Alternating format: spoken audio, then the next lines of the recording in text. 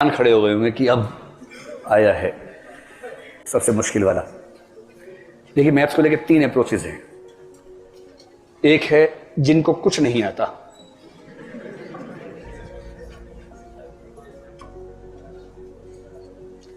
Plus चाहते भी नहीं। कुछ है इस कैटेगरी के लोग, इस मूड में आते हैं कि ना आता है ना सीखना है। अब बताइए, दम है तो पास करवा के दिखाइए हमें। तो वो इस भाव से आते हैं कि अगर आप में दम है तो पास करवा दीजिए हमें, वरना हम तो सोच के आए हैं। तो आप अपनी कैटेगरी सोच लीजिए। दूसरा है आता है, वो भी ठीक से आता है, ठीक है। और तीसरा थोड़ा थोड़ा आता है।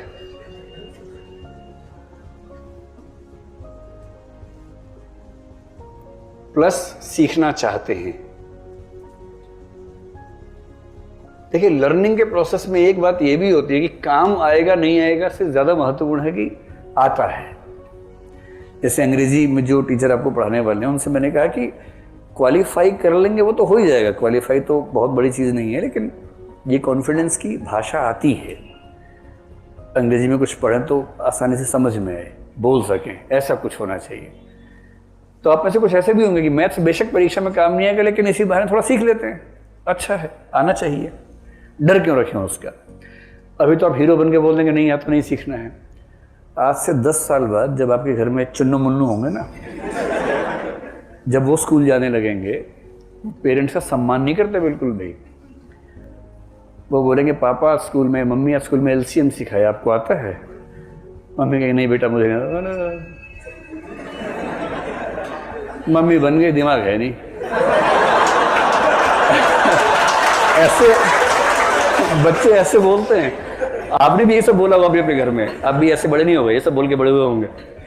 तो सीसेट में नहीं आएगा, समझ में आ गया। पर जब चुन्नू और मुन्नू या चुन्नी और मुन्नी जब सवाल पूछेंगे ना, बड़ी शर्म है कि उस दिन मन करेगा मिट्टी के अंदर गड़ जाए उस दिन। इसलिए कम से कम एलसीएम परसेंटेज सीख लीजिए। बड़ी बेइज्जती होती है घर के अंदर अगर आपको ना आता हो। मैंने तो सीखा ठीक से इस चक्कर में कि ऐसा ना हो कि हमारा नौनी हाल मजाक बना दिया हमारा, ठीक है। तो जिनको कुछ नहीं आता, चाहते भी नहीं, लेकिन हाँ कॉम्प्रिहेंशन में अच्छे हैं, रीजनिंग में अच्छे हैं, वो मैथ्स को एकदम छोड़ दें, जरा भी दिक्कत नहीं है, टेंशन ना लें। मतलब सीसेट के लिए कोई दिक्कत नहीं है। यूपीएससी में क्वालिफाइंग पेपर में है। वैसे अजीब सी अप्रोच है, पर जो भी हो, पहले जीएस मेंस में 50 नंबर का स्टैटिस्टिक्स आता था। जब फिल्म्स में ये सब आने लगा तो उन्होंने हटा दिया 2013 से। पहले तो आता ही था। और स्टैटिस्टिक्स किसी को ना आता हो और वो आईएएस बन जाए तो ये देश के लिए एक बहुत घातक स्थिति है। जिसको सांख्यिकी तक समझ में नहीं आती, एक बेसिक मैथमेटिक्स जितना कोई योजना बनाने के लिए जरूरी है, जितना किसी बजट को समझने के लिए, अपने जिले के लिए बजट मांगने के लिए जरूरी है, उतना ही मैथ्स अगर ना आता हो तो देश के साथ धोखा है दरअसल। पर ठीक है, अब है तो है, लेकिन अभी तो ये समझें कि रास्ता क्या है। तो मैं ऐसे लोगों को सम्मान के भाव से नहीं कह रहा हूँ, सिर्फ ये कह रहा हूँ कि चलिए रास्ता ढूंढना है तो ढूंढ लीजिए, मैनेज हो जाएगा, बशर्ते आप इन 2 चीज़ों में ठीक हो। अगर इनमें भी ठीक नहीं है और तब भी आपने ठान लिया कि मैथ्स नहीं पढ़ेंगे, तो फिर आईएएस ही क्यों, पीसीएस भी अच्छा एग्जाम होता है और स्कूल टीचर भी अच्छा एग्जाम है, वो सब भी ट्राई कर सकते हैं। फिर आईएएस थोड़ा मुश्किल होगा। तो जिनके पास ये दोनों क्षमताएं ठीक हैं वो ऐसी कल्पना कर सकते हैं। जिनको ठीक से नहीं आता ये सब, उनको मैथ्स सीखना ही होगा, कोई चारा नहीं है। मैथ्स में इस बार जो टीचर पढ़ाने वाले हैं आपको बहुत अनुभवी आदमी हैं। हमने इस बार सीसेट में पूरी टीम को नए सिरे से रीअरेंज किया है। एक लंबा चौड़ा डेमो सेशन रखे जिसमें मैं खुद पार्टिसिपेंट रहा। मैं 2011 में सीसेट पढ़ा चुका हूँ, मैथ्स भी पढ़ा चुका हूँ, रीजनिंग भी पढ़ा चुका हूँ, मेरा बड़ा प्रिय विषय ये रहा।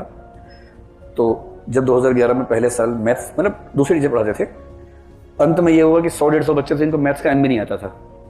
उनको वहाँ से शुरू करना था कि प्लस क्या होता है, माइनस क्या होता है, माइनस में खाली डंडा क्यों बनाते हैं, उनको उस लेवल से सीखना था। तो फिर मैंने 20-25 क्लासेस ली उनके लिए, उनको परसेंटेज, एवरेज, वो सब समझाया कि कंसेप्ट समझो, थोड़ी प्रैक्टिस करो, बहुत आसान है। मैथ्स तो बहुत आसान चीज़ है, अगर आपकी रुचि उसमें बन जाए तो उसमें ऐसा क्या है। तो इस बार हमने कोशिश की है कि कुछ ऐसे टीचर्स आपको मिले जो आपको उस लेवल पर ले जाके समझाएं, और मुझे उम्मीद है कि समझा भी देंगे। जिनको ठीक से आता है, केवल थोड़ी सी प्रैक्टिस करते रहे। उनका टारगेट ये होना चाहिए कि जो 20 या 12 अगर डीआई के सवाल हैं, ये सारे के सारे सवाल एकदम ठीक हों, और अगर आपने मैथ्स ठीक कर दिया तो काम खत्म हो गया। 27 से तो करना था, 20 मैथ से कर दिया। और यदि मैथ्स में 20 से कम है, 17 है, तो इसका मतलब है कि 10-12 DI से सवाल आए हैं, 25-30 हो ही गए। So simple. हाँ, जो तीसरी कैटेगरी है कि थोड़ा थोड़ा आता है, सीखने की इच्छा भी है, अब तक डर है क्योंकि किसी ने ठीक से सिखाया नहीं, लेकिन मौका मिलेगा तो सीखना चाहेंगे, उनसे मैं कह रहा हूं कि कुछ टॉपिक्स को विशेष रूप से ध्यान देकर सीख लीजिए, बाकी छोड़ दीजिए। क्योंकि सीसेट में जो मैथ्स आता है ना, अगर पहले हम देखें सीसेट में मैथ्स क्या क्या आता है, अरिथमेटिक ज्यादा है, थोड़ी ज्योमेट्री है, थोड़ी सी अलजेब्रा का हिस्सा है, और बच्चे आमतौर पर डरना शुरू करते हैं अलजेब्रा आते ही। जैसे एक्स आ जाता है ना, ये एक्स फैक्टर जो है ये बड़ा खतरनाक फैक्टर है मैथ्स में। अच्छा, मजे की बात है कि एक्स जरूरी नहीं है, आप उसको ए भी कर सकते हैं, टी भी कर सकते हैं, एल भी कर, पर वो एक्स का नियम परंपरा चल पड़ी है। तो जहां आपने किसी बच्चे से कहा कि मान लो कि एक व्यक्ति के पास एक्स संख्या में संतरे, उसको लगता है यार संतरे एक्स कैसे हो सकते हैं, संतरे 8 होंगे 10 होंगे, एक्स कैसे हो गया। और फिर आपका वो संघर्ष शुरू, उसको समझाना कि एक्स केवल एक वेरिएबल वैल्यू है जो कुछ भी हो सकती है, इतना ही तो समझना है। लेकिन जिसके मन में वो खौफ बैठ गया है एक्स का, उसे कैसे मैनेज करें। तो कोई बात नहीं, जिनको जरा भी दिक्कत है अलजेब्रा छोड़ दें, ज्योमेट्री छोड़ दें, कोई दिक्कत नहीं है। ज्योमेट्री में क्या है कि आप सीखने में जितना समय लगाएंगे उतना बेनिफिट इस पेपर में होगा नहीं आपको।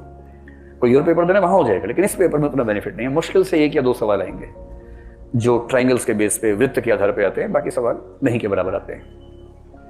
यहां तो आपको अरिथमेटिक के कुछ टॉपिक्स पे फोकस ठीक से कर लेना चाहिए। और ये मैं इसलिए कह रहा हूं कि अगर आपने ये टॉपिक्स पढ़ लिए तो आप डेटा इंटरप्रिटेशन अपने आप ठीक कर देंगे। और यदि पिछले साल की तरह उससे 10-12 सवाल आ रहे फिर से, वो बड़ी मजेदार चीज है, आसान भी है। अरिथमेटिक का सबसे पहला टॉपिक है नंबर सिस्टम। अरे नंबर्स के प्रकार कौन कौन से हैं, नंबर्स की रेंजेस क्या क्या हैं, माइनस को माइनस से गुणा करेंगे तो क्या होगा, माइनस को प्लस से गुणा करेंगे तो क्या होगा, ऐसे कुछ बेसिक रूल्स जिन पर बेस 1-2 प्रश्न आ ही जाते हैं। दूसरा जो सबसे महत्वपूर्ण है वो है LCM और HCF। LCM HCF का सवाल ये कह के नहीं आता कि मैं LCM का सवाल हूं, लेकिन उस सवाल को देख के आप समझ जाते हैं कि LCM का सवाल है, और जैसे ही LCM निकालेंगे इसका उत्तर निकल जाएगा।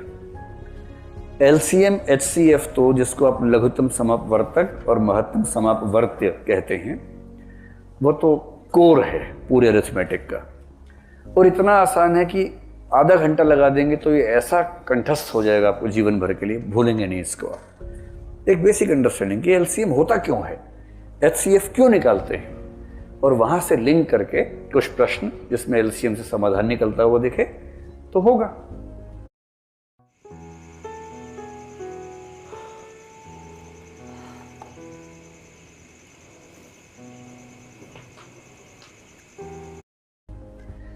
जैसे ही आपने ये दोनों चीजें कर ली, उसके बाद तीसरी चीज आएगी परसेंटेज। परसेंटेज बेसिकली एक